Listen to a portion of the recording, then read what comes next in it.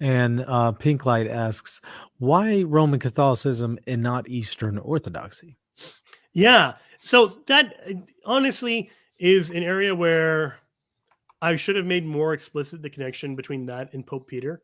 Because the argument I would make is that the papacy, using the structure that I provide, like I don't get into the specific Orthodox Catholic issues in this book, but I do give the structure in which to do it, which is to say, if you're going to claim that there's a change, if you're going to say that Catholics are heretical and don't have a valid priesthood, say, because of their beliefs about the papacy, well, how far back are you claiming that? Because it's going to be a long time before 1054, because you can find those same kind of claims being made well earlier, when East and West were one church, that the East was treating as acceptable theological opinion things that were eventually, dogmatized as officially the teaching of the church.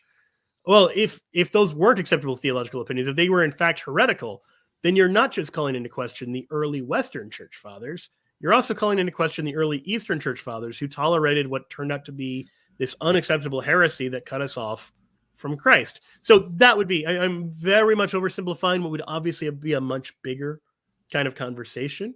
But if you look at the history of the papacy, you can find people like Irenaeus making these very strong claims about what the role of the Bishop of Rome is.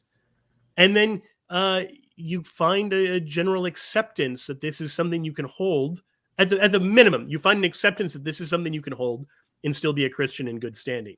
So it's one of the theological options on the table. Well, the church has the ability to distinguish between, of all the theological options out there, which ones are correct, which ones are false, that there's not some innovation. You don't see this as like some new thing coming along.